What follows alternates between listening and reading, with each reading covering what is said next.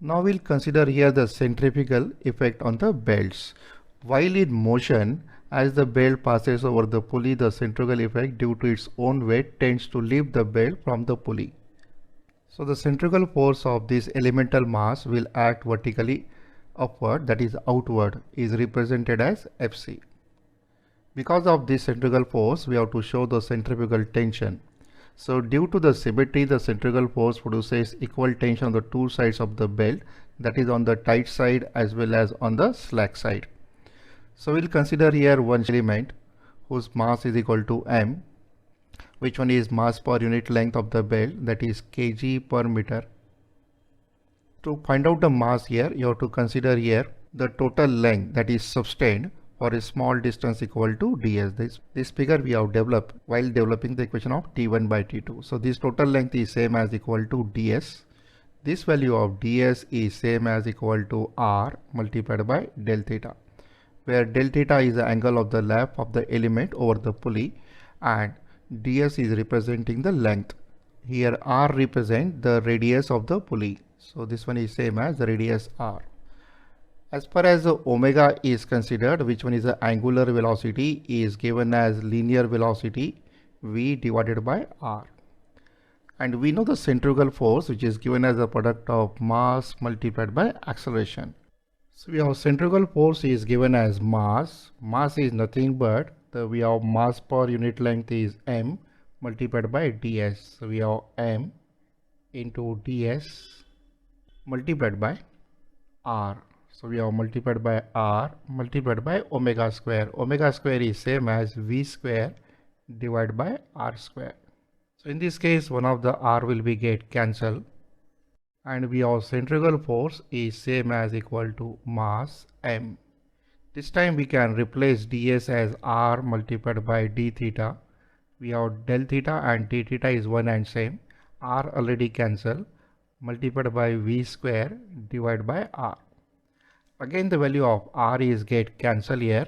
So we will get the centrifugal force Fc is equal to m into v square multiplied by d theta. So we'll resolve the tension Tc along the x direction and y direction, and we'll develop the FBD. In that case, the vertically upward force is same as the centrifugal force for the given element of length equal to ds. This value of centrifugal force is given as m into v square divided by r into del theta. This component is same as Tc into cos of d theta by 2. Horizontal component is Tc multiplied by cos of d theta by 2. The vertical component here is Tc into sine of d theta by 2. And this vertical component is also Tc into sine of d theta by 2. For analysis, we'll set our x-axis as horizontal and y-axis as vertical. If we use the value of sigma fx rightward positive, that must be equal to 0. So this value of centrifugal force component is positive value and this one is negative. So in this case, we are getting Tc into cos of d theta by 2 minus Tc into cos of d theta by 2. So there is no resultant force acting along the x direction, it is balanced. But if we apply sigma Fy, which one is vertically upward, is positive, must equal to 0, then Fc value will be positive value minus Tc into sine of d theta by 2. This value of Tc is also negative, is minus Tc into sine of d theta by 2. Now for small angle, d theta by 2 will be same as equal to d theta by 2.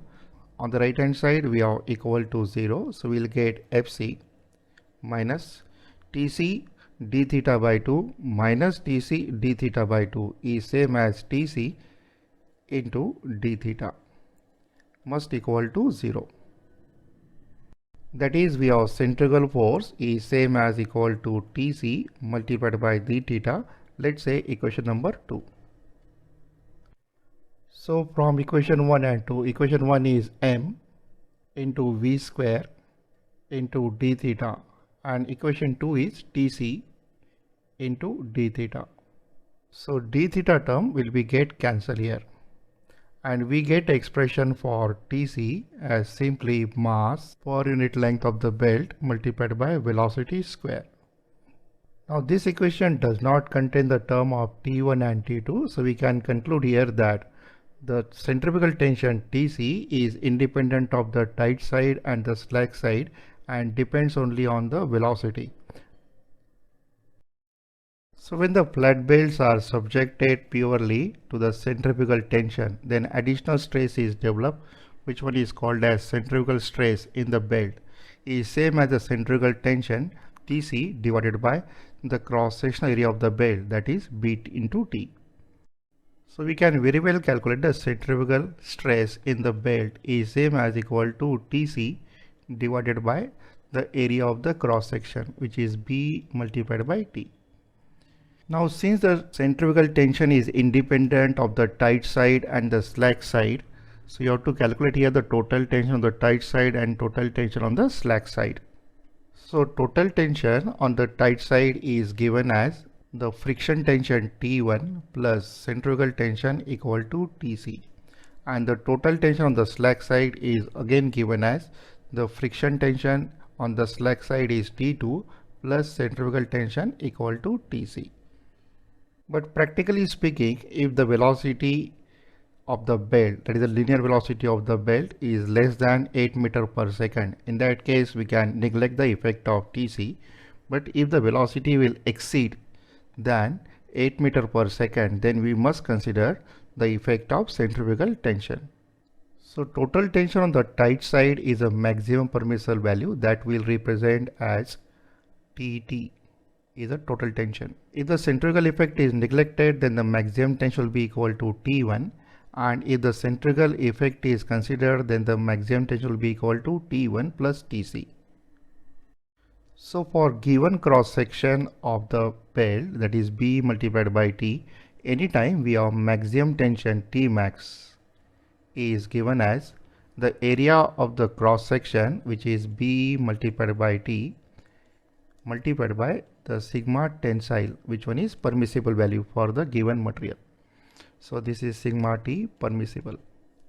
So given value of T1 should be less than T max, or should be less than equal to T max. Similarly, if we consider the centrifugal tension Tc, then the total tension Tt, which is equal to T1 plus Tc, these two together value should be less than equal to the maximum permissible value equal to T max. Similarly, the total tension on the slack side will represent as T suffix S, that is the total tension on slack side, and Tt represent the total tension on the tight side.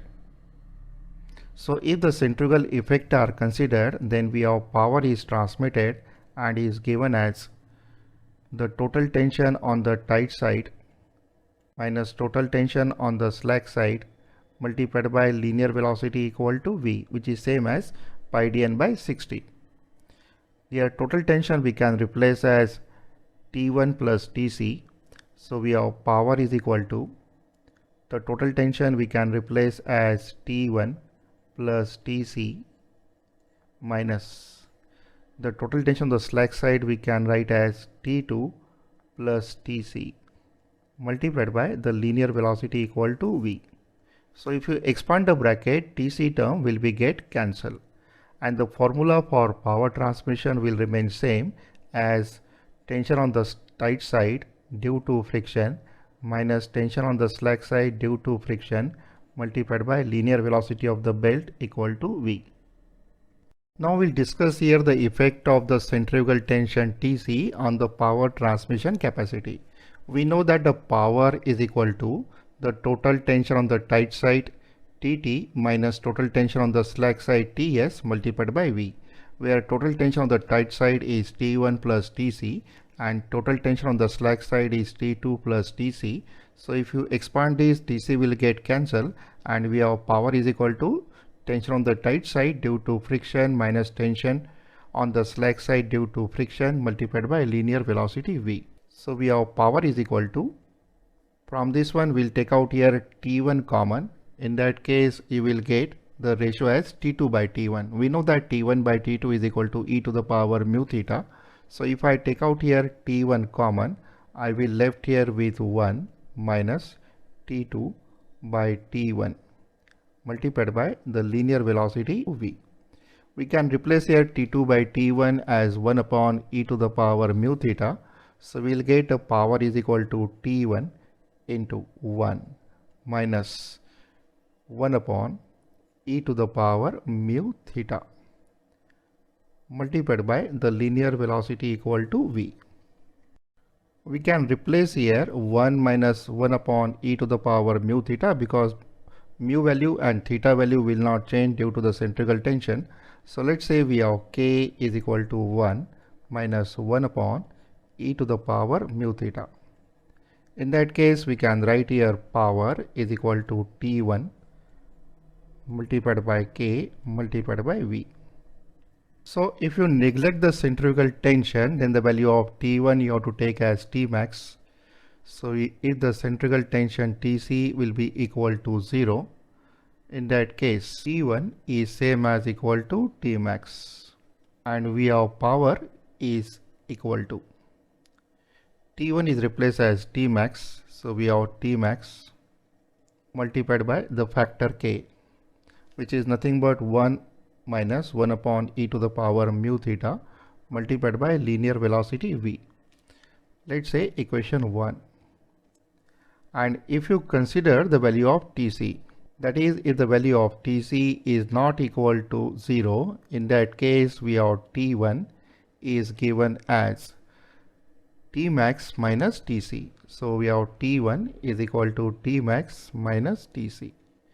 Then the power will be calculated as T1, which is replaced as Tmax minus Tc multiplied by K multiplied by V. This is equation number 2. So it confirms here that due to the centrifugal tension Tc, the power is get reduced. So from the above two result, we come to know that if the centrifugal tension is considered, then the power transmission capacity of a flat belt drive will going to decrease. And therefore, the centrifugal tension of a belt is always a harmful effect in the case of transmission of power. Now we'll develop the expression for maximum power that can be transmitted by belt. So it is desired that a belt transmit a maximum possible power. Two conditions must be fulfilled simultaneously.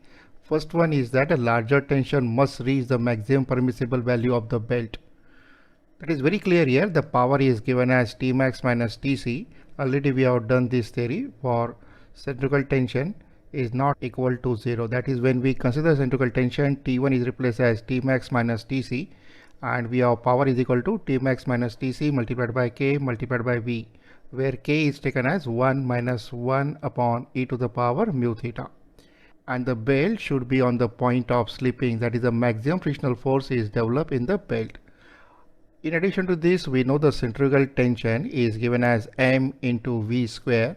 So from equation 1 and equation 2, we can write the power as P is equal to Tmax minus Tc, which is m into V square multiplied by the constant K multiplied by the velocity V. And now we'll expand this term. We'll get here Tmax multiplied by constant K multiplied by V minus mass per unit length multiplied by constant K multiplied by velocity q. In the given equation, the maximum tension is a limiting value. So we can treat the maximum tension as a constant value and we'll differentiate the equation of P with respect to V and equate to 0. That will give the condition for maximum power transmission. So we'll differentiate here P with respect to V and we'll equate to 0. So if the equation number 3 is differentiated with respect to V, we'll get Tmax as a constant, K is also constant. So derivative of V is equal to 1. So we get Tmax multiplied by constant K. Derivative of V is same as equal to 1. minus mass into K, and the derivative of V cube is 3 times V square and must equal to 0.